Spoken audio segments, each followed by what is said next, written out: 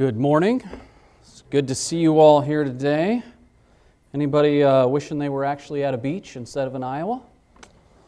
Be a little bit warmer. Before we get started today, let's have a word of prayer. Dear Heavenly Father, I just ask that your presence would be here today with us. Father, I just ask that you would speak through me, that your Spirit would speak through me, and that it would touch each person here, and that they would receive the message that you would have for them. We pray these things in your name. Amen. So, it's winter. It's getting close to Christmas time. Everybody's getting excited about that, I hope. And so, we're going to talk about Christmas a little bit today. However, sermon's going to be a little different than what you're probably used to. It is almost 100% questions, and I promise we will be out of here very shortly. So, you can all be thankful for that. So, how would you react to a sermon composed entirely of questions? Are you intrigued when questions refuse to give you answers, leaving you puzzling over the text for yourself? Are you cross? Isn't it the preacher's job to explain things? Isn't the preacher not doing his or her job properly? Are you mystified? And how would you react to a sermon composed entirely of questions? Do you recall sermons in the past that you've heard about Christmas? What were their messages? Is it easier to remember a sermon you agree with or one that angers you? Is it a bad sign that so few come to mind? Something to be ashamed of? Something not to admit to the pastor? Can the pastor remember his own sermons from a year ago? Or is the lack of conscious memory a good sign, a sign that they have blurred into one another, blurred into your very self, shaping who you are today? Or is this a non-question? Do you recall vividly one particular Christmas sermon that still shapes who you are today? And what if you were giving the sermon? What would you say if you were giving the sermon at Christmas time? Would you focus on the mangy stable round the back of the inn with no room and preach a prophetic message on justice and homelessness? Would you call to mind the homeless on the cold streets of Ames and liken them to the Messiah with no place to lay his head? Would you tell the story of Joseph, Mary, and Jesus' desperate escape to Egypt to save their lives from the murderous King Herod, and compare that with the plight of asylum seekers, huddled not in Egypt, but in Mexico, the scars of torture on their bodies? Or is this all too moralistic and grim? Oh, so worthy, but maybe just a little bit too uncomfortable.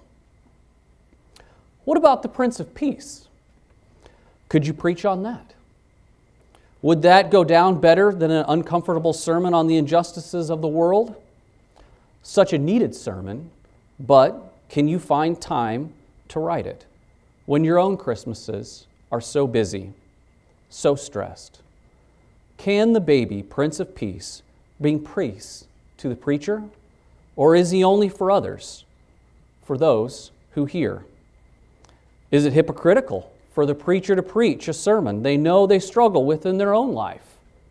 Or is it irresponsible to neglect areas you know others need out of cowardice, out of the fear of appearing a hypocrite? Would you preach or refrain or preach? Are you glad it's not you standing up here right now? What would you say if you were giving a sermon at Christmas time? Would you look to the wise men? Were there really 3 of them? Were they actually kings? Why do the carols say one thing in the Bible another? Does it matter what you say? Will the congregation notice anyway? Or will they scour their Bibles, spotting your inconsistencies and your sloppiness? How much will they focus on the interpretation of the text, on the arcane wisdom that you have crammed in from the commentaries? How much of it will be practically applied to people's lives? But what of the life sitting next to you? Is it the same as yours? Is it the same as mine?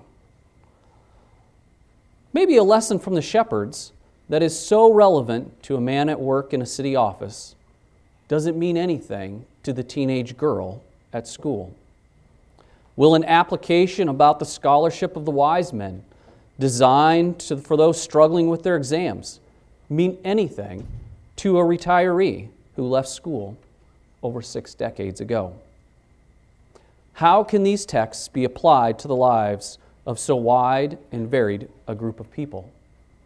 How can they be applied to my life? If it was just me, which Christmas text would I be looking at? Which would challenge me the most? And what of everyone else here? What would speak to each one of them? Which text? The wise men, the shepherds, the Prince of Peace, the stranger in a manger, the Word made flesh. Isn't it the preacher's job to choose? So why doesn't the preacher give any answers? How would you react to a sermon composed entirely of questions? What of the wise men? Do they endorse astrology when the rest of the Bible seems so against it? Or are they a sign that whatever our mistakes and whatever the strange philosophies we experiment with God, He can find us in them? Do you read your star sign? Would you admit it if you did? Which is more trustworthy, Mystic Meg or maybe the pastor? Leo and Libra or the Bible and prayer? Is it all just harmless fun? Why did the wise men look at stars anyway? Am I following a star? Is God guiding me? Have I ever resisted His guidance? Am I comfortable with this talk of God speaking to them and God speaking to me? How does God speak to me? How does He speak to you? What does He say?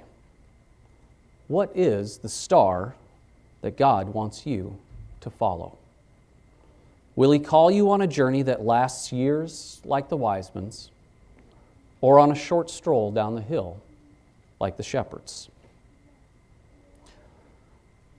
And what of that frankincense, myrrh, and gold?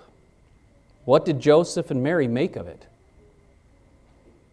Are the Jews, Hindus, Romans, and half the world right that incense owns a deity nigh? Why do 5 billion people or more love the stuff? And why do 60 million Christians cough at the faintest whiff?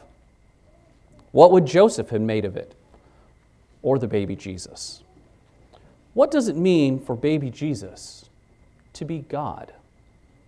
What does it mean for Creator God to be a tiny 6, 7-pound baby crying because He's hungry? How can God be so vulnerable?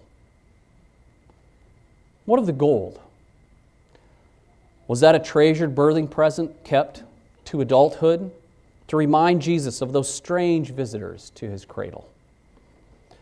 Did its enduring presence help Jesus remember that He was special?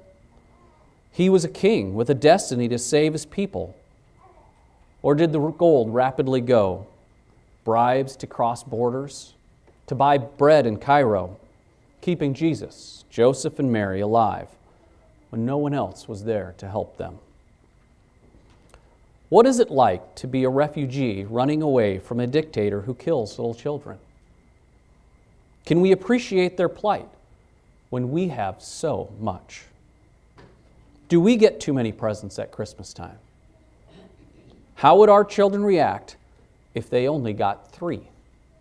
Gold, frankincense, and myrrh. And myrrh. So what sort of person gives an herbal embalming fluid to a baby at its birth? The baby Jesus, born to die. Do we as a church talk too much about death or not enough?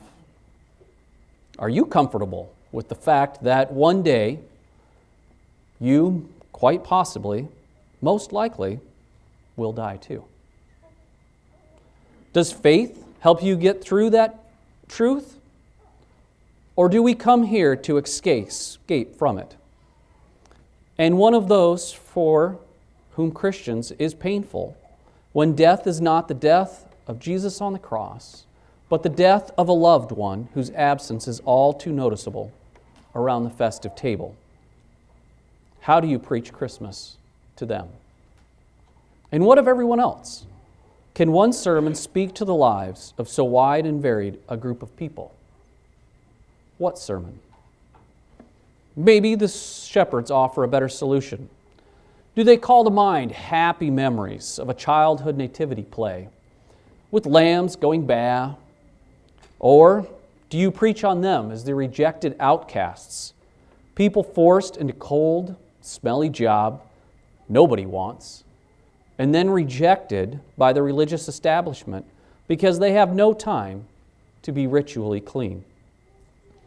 Is the shepherd's outcast status something that unites us all?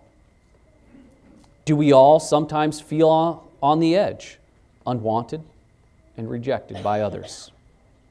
What do we make of a God who picks not millionaires, but shepherds? What can I bring to Him, poor as I am? If I was the shepherd, would I bring Him a lamb?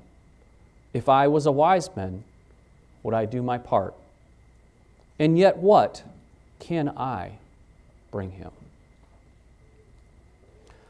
If not the shepherds, would you preach on Mary?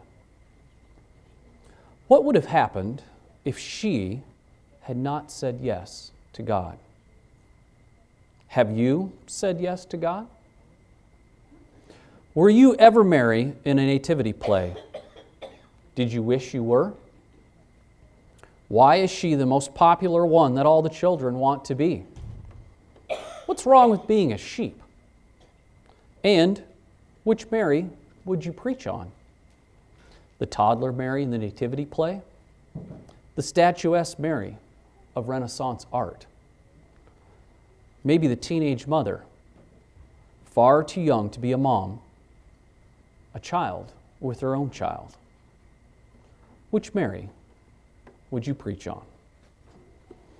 Or maybe you should have preached on Joseph. Are there too few sermons for guys?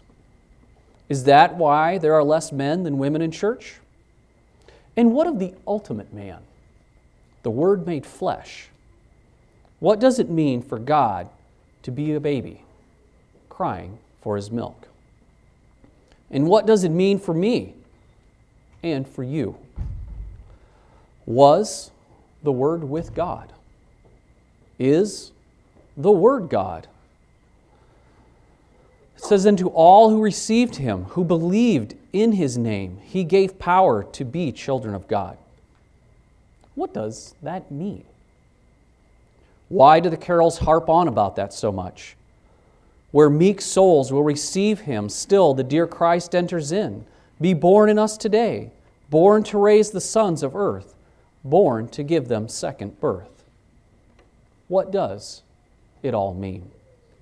Has Jesus been born in you? Have you been born again? Do you understand the question? How would you preach that to people today? What could you say that would help people understand their need of the Word made flesh? What events led you to becoming a child of God? How did you come to believe in His name? Have you come to believe in His name? What does that question mean for you? Would you rather go back to the warm, fuzzy nativity play? Or does the challenge of the homeless Jesus, the asylum-seeking family, seem less of a challenge in the light of the challenge to believe in His name, to be born again? Which would you be more comfortable preaching on? Which would you rather somebody else had to preach? Which would you remember if someone else preached? And why? All these questions, would you rather just cut out the sermon, give some gold, frankincense, myrrh, maybe a nice big fat check, anything to get it over with? Do you now need a sermon on the peace that the Prince brings? Which sermon would you have preached? And which sermon would you rather have listened to? And how do you react to a sermon composed entirely of questions?